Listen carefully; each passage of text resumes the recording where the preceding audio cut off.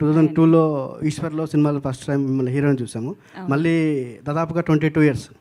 Wow! 22 years తర్వాత కూడా మీరు ఇప్పుడు మళ్ళీ హీరోయిన్గా ఎలా అనిపిస్తుంది మీ ఎక్స్పీరియన్స్?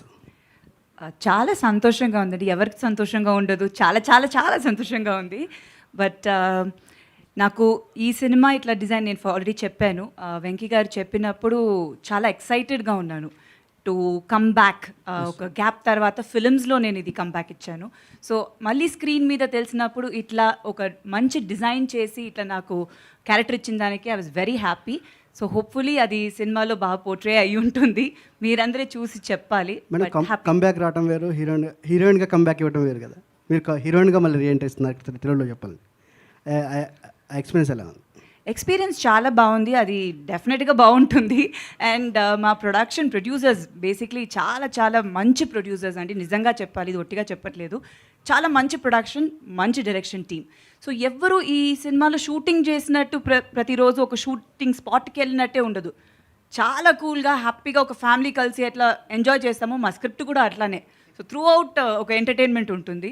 సో అది నేను చాలా ఎంజాయ్ చేశాను. ఇన్ఫ్యాక్ట్ నేను ఇప్పటివరకు చేసిన క్యారెక్టర్స్కి ఈ సినిమా చాలా డిఫరెంట్గా ఉంటుంది.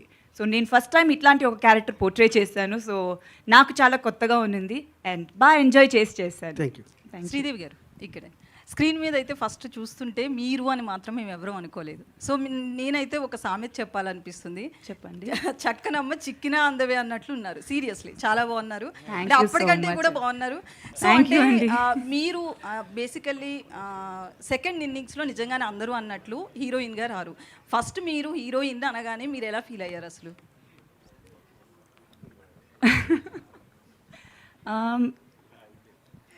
అదే కదా ఏం చెప్పాలి అని. నాకన్నా ఆయనకే ఇంకా ఎక్కువ కాన్ఫిడెన్స్ ఉంది నిజంగా చెప్పాలంటే. నేను ఐ టేక్ సమ్ టైమ్ అంటే కొంచెం నేను ఆలోచించి చేస్తాను అని చెప్పినప్పుడు కూడా అస్సలు వెంకీ గారు మా డైరెక్టర్ గారు అయితే వదలలేదు. డెఫినెట్గా చెయ్యాలి, మీరు చేస్తారు మ్యామ్, సూపర్గా ఉంటుంది, I never disappoint you in this film అని అన్నారు.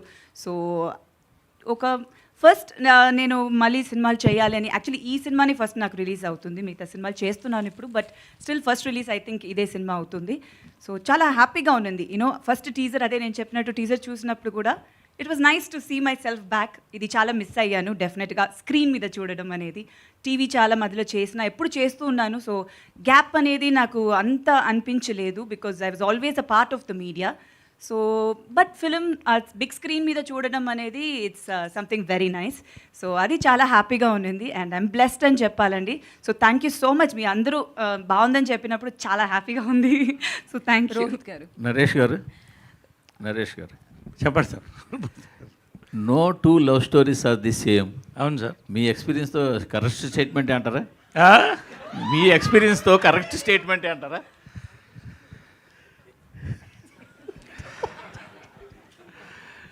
True. No two stories are the same.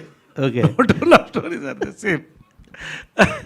But ఈ సినిమా రిలీజ్కి ప్రమోషన్ ఎలా ఉంటే బాగుంటుందంటే, చాలామంది వాళ్ళ లవ్ స్టోరీస్ అందరిని, మీరు కూడా మీ లవ్ స్టోరీస్ అన్నీ కూడా మాకు ఒక వాట్సాప్ పంపిస్తే అప్పుడు సర్వే చేద్దాం. అందరికీ స్టోరీస్ ఉండవు కదా. ఇది అందరికీ స్టోరీస్ ఉండకపోవచ్చు కదా. స్టోరీస్ అందరికి ఉంటాయండి, చెప్పుకోరు. స్టోరీ ఉండొచ్చు, స్టోరీస్ ఉండకపోవచ్చు. నేను చెప్పుకుంటాను అంతే. ఎనీవే, సో నిజంగా అండి, no two love stories are the same. But ఇలాంటి లవ్ స్టోరీ మాత్రం నాకు తెలిసి, మరి ఇంగ్లీష్లో నాకు తెలియదు కానీ భారతదేశంలో వరకు ఇంతవరకు వెంకీ యొక్క వైల్డ్ ఒక ఆలోచనలో, ఇమాజినేషన్లో పుట్టినటువంటి ఒక బ్యూటిఫుల్ లవ్ స్టోరీ. ఇది మాత్రం టోటలీ డిఫరెంట్. రోహిత్ గారు, వెంకీ గారు సార్, ఇందాక నుంచి కొస అందరూ కూడా ఏదో ఒక చాలా గుట్టుగా పెట్టి ఉంచుతున్నారు. ఏంటో ఇదేదో ప్రపంచంలో చూడండి, ఇండియాలో చూడండి, ఇంతవరకు వెండి తెర చూడండి అంటున్నారు.